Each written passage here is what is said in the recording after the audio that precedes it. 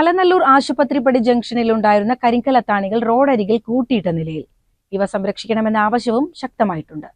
Alanallur Asupathripadi junction സമീപം ചരിത്രത്തിന്റെ ഭാഗമായി വർഷങ്ങളോളം തലയുയർത്തി നിന്നിരുന്ന കരിങ്കൽ അത്താണി ഇന്ന് റോഡരികിലെ കുറ്റിക്കാട്ടിലേക്ക് ഒതുങ്ങി. പണ്ടുകാലത്ത് പ്രദേശത്തെ ചരക്കുനീക്കത്തിന്റെ ഭാഗമായി തലച്ചുമട് ഇറക്കി വയ്ക്കാനും ഇത് ആരുടെയും സഹായമില്ലാതെ തന്നെ വീണ്ടും ചുമന്നു പോകുന്നതിനു വേണ്ടി പ്രധാന പാതയോരങ്ങളിൽ സ്ഥാപിച്ചവയിൽ ഒന്നാണിതെന്ന് പഴമക്കാർ പറയുന്നു.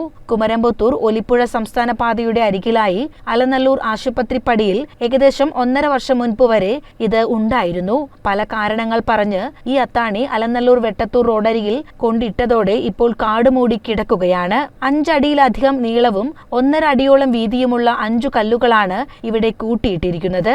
ആർക്കും ശല്യമില്ലാത്ത വിധത്തിൽ ഇത് ഏതെങ്കിലും ഭാഗത്ത് സ്ഥാപിച്ച് സംരക്ഷിക്കണമെന്ന് സാഹിത്യകാരൻ മധു അലനല്ലൂർ ആവശ്യപ്പെട്ടു. ഞങ്ങൾക്ക് കോളേജിൽ പോകുന്ന സമയത്ത് ഇപ്പോൾ ഭീമനാട് ഇതുപോലെ അത്താണി ഉണ്ടായിരുന്നു. അതിനൊരു ചന്തപ്പടിയിൽ അത്താണി ഉണ്ടായിരുന്നു. കൃഷ്ണ സ്കൂളിൻ്റെ ഭാഗത്ത് ഈ പോലത്തെ ഒരു തൊട്ടി ഉണ്ടായിരുന്നു. അതുപോലെ തന്നെ പാലക്കാട് സ്കൂളിൻ്റെ ഭാഗങ്ങളിൽ അങ്ങനെ നിരവധി സ്ഥലങ്ങളിൽ നമ്മളിതൊക്കെ കണ്ട ഓർമ്മകളുണ്ട്. പക്ഷേ പല കാര്യങ്ങൾ കൊണ്ട് റോഡ് വികസനവുമായി ബന്ധപ്പെട്ടുകൊണ്ട് പലപ്പോഴും അങ്ങോട്ടും ഇങ്ങോട്ടും നീക്കിയിട്ടുണ്ട്. അതുപോലെ തന്നെ മറ്റ് പല കാരണങ്ങൾ കൊണ്ടും ഇതൊക്കെ നീക്കം ചെയ്യപ്പെട്ടിട്ടുണ്ട്. പക്ഷേ ഇതൊക്കെ കൃത്യമായി ഒരിടത്ത് സംരക്ഷിച്ച് വെച്ചിരുന്നുവെങ്കിൽ നമ്മുടെ വരും തലമുറയ്ക്ക് ചരിത്ര വിദ്യാർത്ഥികൾക്കൊക്കെ വളരെയധികം ആവേശകരമായി അവർക്കൊക്കെ ഇത്തരം കാര്യങ്ങൾ പഠിക്കാനുള്ള ഒരു സിറ്റുവേഷനൊക്കെ ഉണ്ടാകുമായിരുന്നു.